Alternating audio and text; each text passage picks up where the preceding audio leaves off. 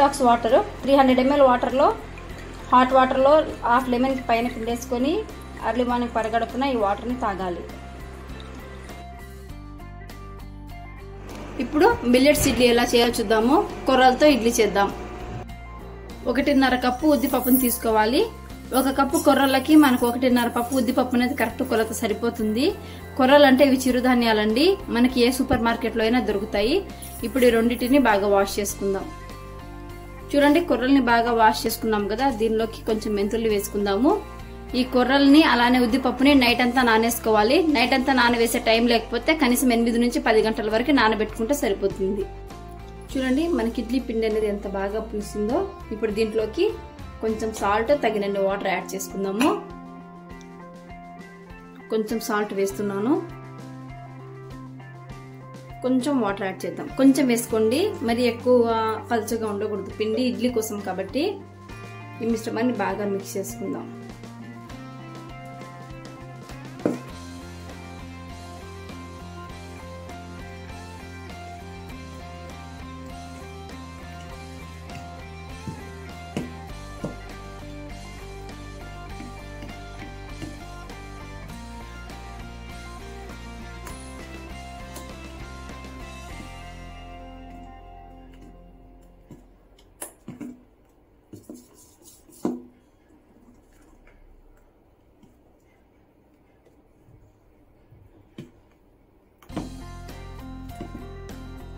చూడండి, పిండిని అంతా ఇలా బాగా కలిపేసుకున్నాం కదా.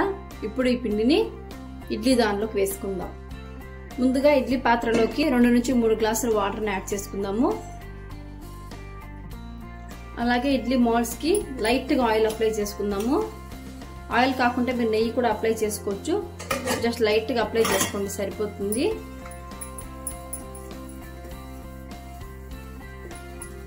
ఇలా లైట్ గా ఆయిల్ అప్లై చేసుకున్నాం కదా. ఇప్పుడు దీంట్లోకి ఈ పిండిని యాడ్ చేసుకుందాం.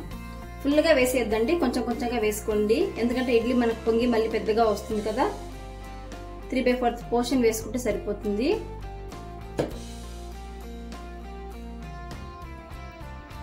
ఇలాగా అన్ని మోల్డ్స్ లోకి పిండిని వేసుకుందాం.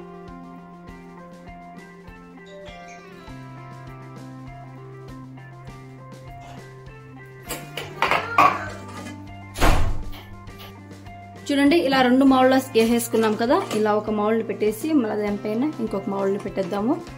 ఇప్పుడు మూత క్లోజ్ చేసేసి స్టవ్ ని మీడియం ఫ్లేమ్ లో పెట్టుకొని 12 నుంచి 15 నిమిషాలు కుక్ చేసుకోవాలి.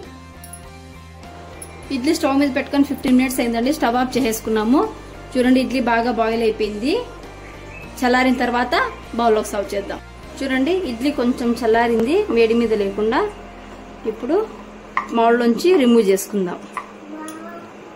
చూడండి ఎంత బాగా వచ్చిందో. ఇలాగే ఇడ్లీ అన్నిటిని రిమూవ్ చేసుకుందాం. Millet idli ready. Millet idli small size 3 తీసుకోవాలి. కోకోనట్ చట్నీతో సర్వ్ చేసుకుంటే సరిపోతుంది. ఇప్పుడు little millet sesame seed powder rice ఎలా చేయాలో చూద్దాము. లిటిల్ మిల్లెట్ అంటే సాములు అండి. ముందుగా లిటిల్ మిల్లెట్స్ ని 1 కప్ తీసుకొని 2 కప్స్ వాటర్ యాడ్ చేసుకుని ప్రెషర్ కుక్కర్ లో 2 విజిల్స్ వచ్చేంత వరకు కుక్ చేసి ఇలా పక్కన పెట్టుకోవాలి. ఇప్పుడు ప్రాసెస్ చూద్దాం. ముందుగా స్టవ్ ఆన్ చేసుకుని కడాయి పెట్టుకున్నాను. 2 స్పూన్స్ ఆయిల్ వేసుకున్నాము. ఆయిల్ వేడెక్కింది. ఆవాలు జీలకర్ర యాడ్ చేసుకుందాం. ఆవాలు జీలకర్ర వేగాయి కదా, ఇందులోకి 2 ఎండుమిర్చిని వేసుకుందాము. అలాగే 1 స్పూన్ ఉద్దిపప్పును వేసుకుందాము. 2 పెద్ద స్పూన్స్ లో శనగింజలు యాడ్ చేసుకుందాం. మసాలా అంతా బాగా వేగింది కదా, ఇందులోకి 2 పచ్చిమిర్చి వేసుకుందాము. అలాగే రుచికి సరిపడా సాల్ట్ యాడ్ చేసుకుందాం. ఇప్పుడు ఈ మిశ్రమంలోకి మనం ముందుగా పొడి చేసి పెట్టుకున్న నువ్వులు వేసుకుందాం. ఈ నువ్వుల పొడిని ఒక 2 నిమిషాలు ఆయిల్లో బాగా వేయించుకోవాలి. నువ్వుల పొడి వేసి బాగా వేయించుకున్నాం కదా. ఇప్పుడు దీంట్లోకి లిటిల్ మిల్లెట్స్ యాడ్ చేసుకుని బాగా మిక్స్ చేసుకోవాలి. స్టవ్ లో ఫ్లేమ్ లో పెట్టుకుని ఒక 10 మినిట్స్ కలుపుకుంటూ కుక్ చేసుకుందాము. స్టవ్ లో ఫ్లేమ్ లో పెట్టి కలుపుకున్నట్లయితే మనకు రైస్ కి ఫ్లేవర్ అనేది బాగా పడుతుంది. రైస్ అంతా బాగా కుక్ చేసుకున్నాం కదా. ఇప్పుడు స్టవ్ ఆఫ్ చేసుకొని బౌల్లో సర్వ్ చేసుకుందాం. వేడి వేడి little millet sesame seed biryani ready. Veg salad చేసుకోవడానికి ముందుగా ఒక బౌల్ ని తీసుకుందాము. ఇందులోకి ఇలా సన్నగా కట్ చేసి పెట్టుకున్న కుకుంబర్ యాడ్ చేసుకుందాము. అలాగే చాప్డ్ ఆనియన్స్, కొంచెం చిన్నగా చాప్ చేసుకున్న క్యాబేజ్, సన్నగా తురుముకున్న క్యారెట్, కొంచెం కొరియాండర్, కొత్తిమీర, కొంచెం జీలకర్ర పొడి, కొంచెం పెప్పర్ పౌడర్, మీ టేస్ట్కి తగ్గట్టుగా కొంచెం లెమన్ యాడ్ చేసుకోండి. అలాగే రుచికి సరిపడా సాల్ట్ యాడ్ చేసుకోండి. ఇప్పుడు ఈ మిశ్రమాన్ని బాగా మిక్స్ చేసుకుందాం.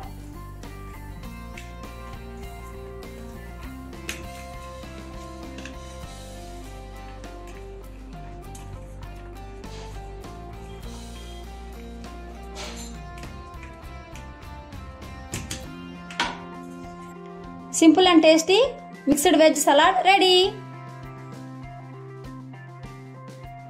ముందుగా సలాడ్ చేసుకోవడానికి మనం బాయిల్ చేసి పెట్టుకున్న రాజ్మా వేసుకుందాము. చూడండి ఎంత బాగా కుక్ అయ్యాయో.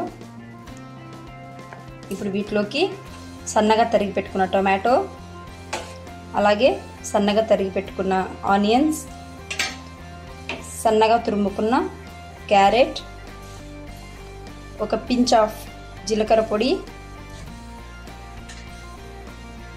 కొంచెం చిటికెడు మిరియాల పొడి, అలాగే రుచికి సరిపడా సాల్ట్ వేసుకోండి.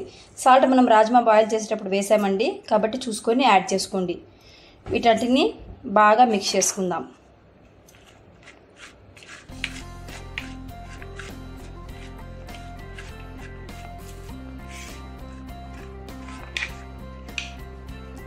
బాగా మిక్స్ చేసుకున్నాం కదా, చూడండి రాజ్మా సలాడ్ రెడీ.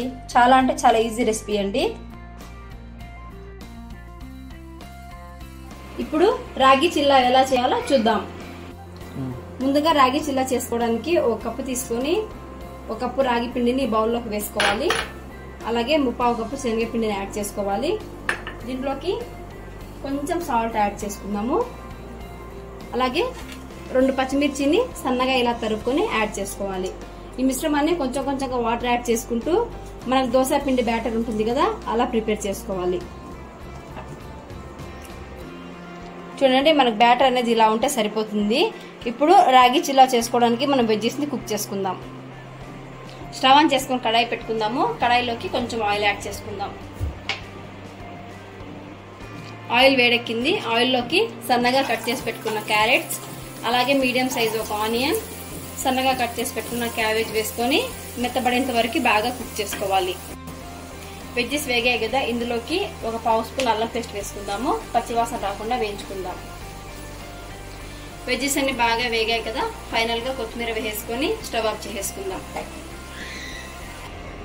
ఇప్పుడు చిల్లా చేసుకోవడానికి స్టవ్ ఆన్ చేసుకొని ప్యాన్ పెట్టుకుందాము.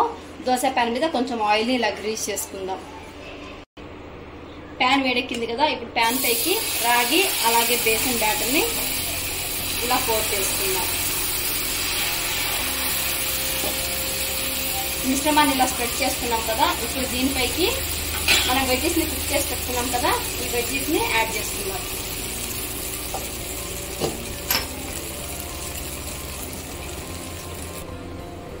రాగి చిల్లా ఇలా వెజిటేబుల్స్ అన్ని వేసాం కదా, మీడియం ఫ్లేమ్ లో పెట్టుకొని నిదానంగా కాల్చుకోవాలి. ఒక పక్క రెడ్గా అయిన తర్వాత ఇంకో పక్క షిఫ్ట్ చేసుకోవాలి. రాగి చిల్లా ఒక పక్క బాగా కాలింది, ఇంకో పక్కకు తిప్పుకొని కాల్చుకుందాం.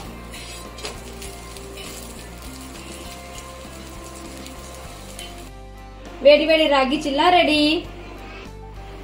చిల్లా చూడండి 2 పక్కల బాగా కుక్ అయింది కదా, ఇప్పుడు ప్లేట్లోకి సర్వ్ చేసుకుందాం.